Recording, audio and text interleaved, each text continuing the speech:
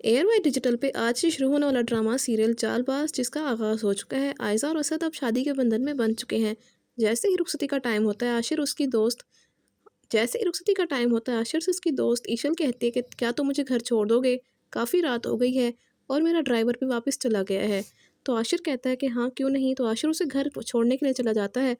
रुखसती के बाद जैसे ही असद और आयज़ा घर पहुंचते हैं तो असद के बाबा कहते हैं, बेटा अभी रुक जाओ, आशिर अपनी दोस्त को छोड़ने गया है, वो आ जाए तो फिर हम साथ अंदर चलेंगे।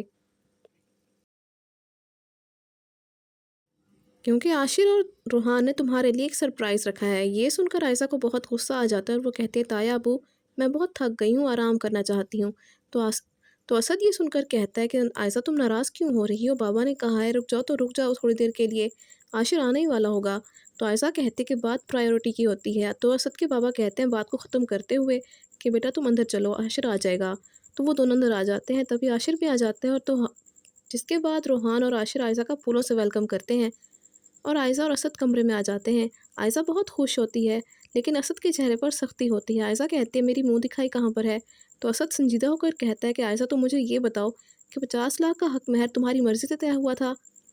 तो आयज़ा हैरान होकर कहती है, असद आज हमारी शादी की पहली रात है और आप मुझसे इस अंदाज़ में बात कर रहे हैं। तो असद कहता है, जो भी फ़ैसला हुआ वो गलत हुआ। तुमने इतनी बड़ी रकम लिखवाने से पहले हमें बताना ज़रूरी नहीं समझा। मेरा हक महर अदा करना मेरा फ़र्ज़ है, लेकिन अगर मैं ना अदा कर सकता तो आयशा कहती है, असद हम इस बारे में बाद में बात करेंगे।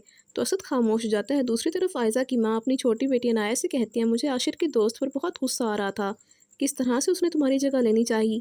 तो अनाया कहती है, अम्मी मुझे बहुत ही गुस्सा आया था जिस तरह रूहान ने सबके सामने मुझे उठाकर उस ईशल को मेरी जगह पे बिठा दिया और मेरी इज़्ज़त की ज़रा भी उसे परवाह नहीं थी।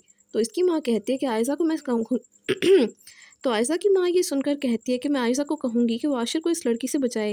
अगर आशिर की शादी इससे हो गई तो घर में सिर्फ उसी की मानी जाएगी। तो आप सबको क्या लगता है कि आयशा तीनों भाइयों के इस मोहब्बत और खुलूस भरे रिश्ते में फूट डालने की कोशिश करेगी?